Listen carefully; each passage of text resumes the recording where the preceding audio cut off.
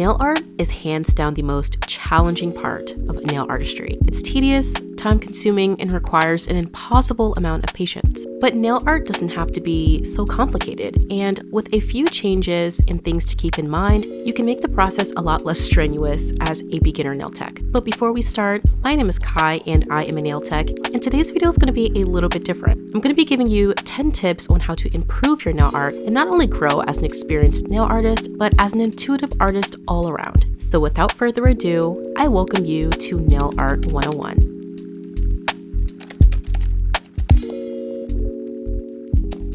One of the most important things that I had to keep in mind when I first dipped into nail art was that a clean and smooth base made all the difference. You could be the best nail artist in the world, but without a perfected canvas, your skill won't be able to shine through. For example, my first and most difficult challenge that I personally had to work through was my extension process and making it as quote-unquote perfect as I could get it. Now, the extension process is one that will never entirely be perfect, of course, and perfection is not something that I would ever recommend striving for as an artist. But with smooth and clean extensions that are free of lumps and bumps and scratches, your nail art ends up looking exponentially better. For me personally, I like to follow the motto, happy base, happy nail art. So with smooth application and smooth shaping, your work surface will be a lot easier to work with.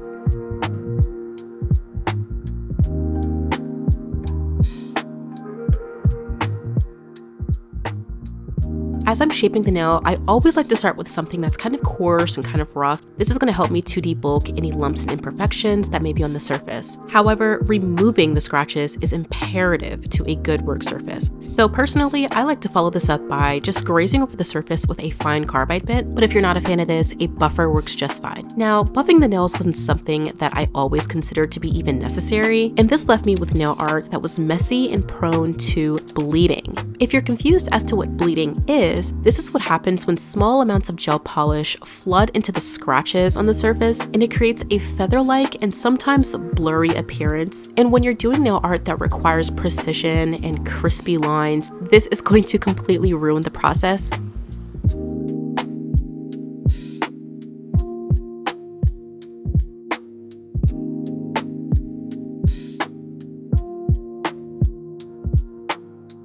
Here is what a French tip would look like on a surface that's not perfectly buffed, and here is what a French tip looks like when the surface is nice and smooth. Now, the difference may not be that vast here because my nail on the left isn't as scratched up as it could be. And if you are someone who likes to use super coarse nail files to follow your nails, these bleeding, feather-like, and blurry edges will look a lot worse if you do not buff them afterwards. So I say all this to say, a smooth base is going to give you smooth and crisp nail art. Okay, I know what you're thinking. This is definitely a no-brainer. Of course, you definitely need to practice. But I want to emphasize the importance of practicing nail art before you have to execute it. This will give you some time to mess up and learn from your experience before you actually have to do it on, let's say, a client, or even if you're just playing around on your own nails. Because nothing is worse than not knowing what you're doing while you're doing it. There are multiple ways that you can practice nail art, of course, and it's really all up to personal preference. I prefer to use my own nails as practice nails, but of course you could definitely use a practice hand, you could practice on swatch sticks or even a friend, or you can even practice on nail sheets such as this one. All are completely okay and can definitely help you garner a sense of direction when you're doing something that you don't know how to do. Even if you think that you know what you're doing, it's always safer to practice first and experiment with different methods that might work best or might not work as good. You can see what color combinations you favor and so on and so forth. And of course, while practice does not make perfect, it definitely does make progress. As a beginner nail tech and artist, it's important to remember that being inspired by other artists and nail techs is not illegal or immoral, nor is it immoral to replicate their art. Copying what you see others do is a part of growing and developing the skills you need to conjure your own creative style. And it does not mean that you're any less skilled or talented than your inspiration. I recreate nail sets all the time. In fact, most of my videos feature other nail techs creations, but that doesn't diminish my own skill in any way, and it won't diminish yours either. It takes incredible skill and patience to copy what you see and to develop a methodology that'll help you make the process more cohesive. It's absolutely a skill worth building. So copy away. As long as you're crediting the artist and making it absolutely clear that it's not your work, don't beat yourself up about seeking outside inspiration. We're all inspired by someone or something else, and that is completely okay. Now, while we're on the topic of copying what you see, it's important to keep note of the steps it takes to recreate nail art and even to create your own. There have been many times where I've sat down to do my nails and I've realized that I've skipped a step or forgot to do something, and it's kind of annoying. I will say that. So I kind of just realized something. I actually need to do the 3D pieces first and then do the gel polish. So we're just gonna ignore this nail for now. I'm actually gonna start doing the solid nail glue gel work, and then we'll come back to painting these nails. Simplifying the process can make this more easily avoidable, and really it's just about breaking down what you see and what methods it'll take to get there.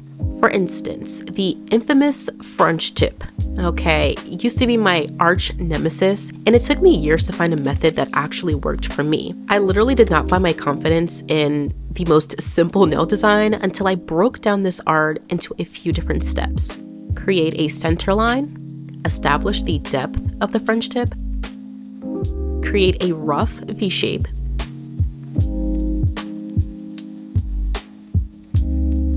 and round out the corners.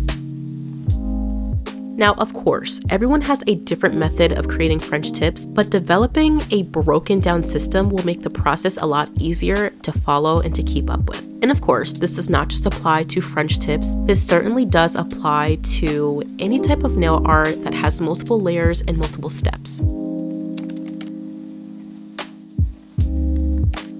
As a frugal and sometimes lazy nail tech, I don't always have the patience or desire to think too much about the tools that I'm using. For example, and for anyone who has seen any of my past uploads within the last year or so, you know that I've been creating nail sets with airbrush or aura nail designs for almost a year and a half now. Probably even 2. And I just worked up the courage to buy an actual airbrush a couple of months ago. So yeah, that's not good. It went from taking 10 minutes to create an airbrush effect on 3 nails to doing all of that in maybe only 5. One thing that I've learned is that your tools absolutely do matter and can affect the end product, sometimes only a little and sometimes pretty dramatically. For example, the length of your nail art brushes absolutely matter in terms of what nail art you're creating. Whether it's short or long, using the correct nail brushes and tools at the right time will help decrease your work time and make your life a lot less stressful.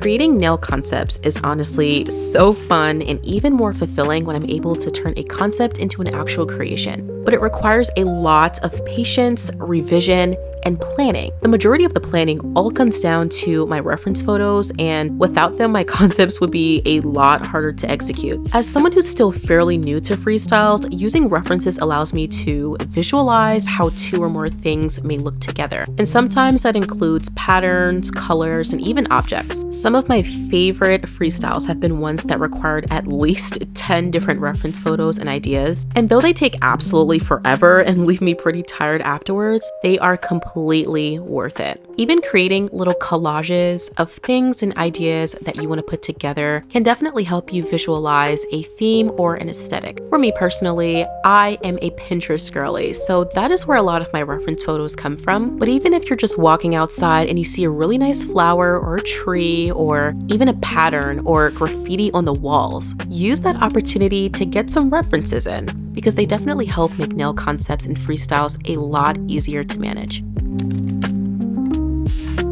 Style is a big portion of nails, and while it's not necessary to have your own personal style as a beginner, it is something to look out for later down the line. Think of nails as clothing. Sure, you can be into fashion and current trends, but incorporating current fashion trends into your own personal tastes takes time, and it also takes creativity, trial, and error. The same thing applies to nails. And while I can't personally say that I've 100% developed my own style, I would say that I'm pretty close. One thing that led me closer to my own personal style was doing all kinds of nails with all different kinds of aesthetics. Besides it just being very fun and interesting, it allows me to see what I'm into and what I'm not. And eventually, practicing with multiple styles at once can lead you to creating some conglomeration of everything. And next thing you know, you have your own unique thing. Now, of course, as I said earlier, it's not necessary to have your own style, but I do find that it's a bit easier to improve upon your skills if you're doing something that you actually enjoy doing and something that resonates with you or your client or whatever the case may be.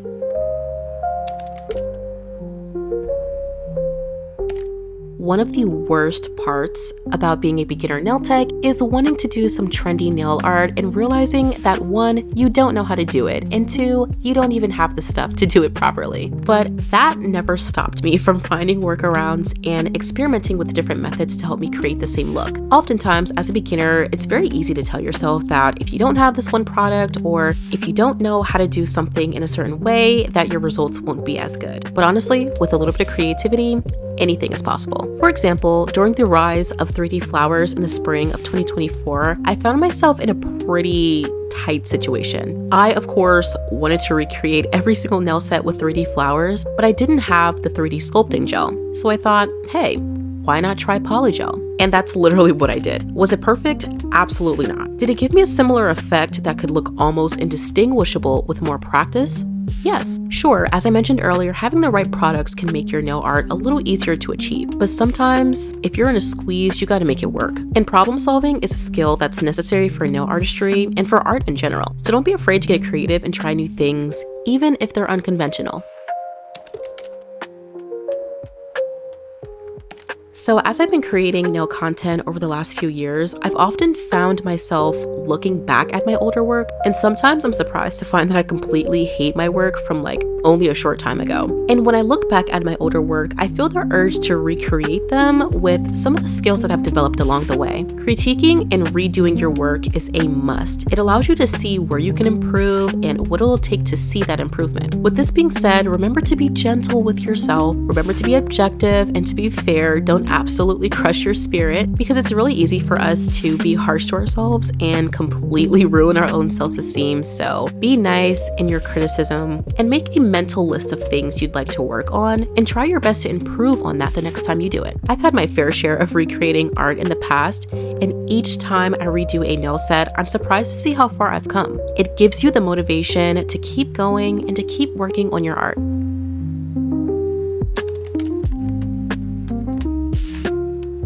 Fear can be absolutely paralyzing, and when it comes to nail art that intimidates us, it's easy to shut down and just stick to what you know. There have been plenty of times where I've created a nail concept or considered recreating a nail set and literally just gave up. And oftentimes I end up regretting not having enough ambition to take those risks, because that's what leads to growth.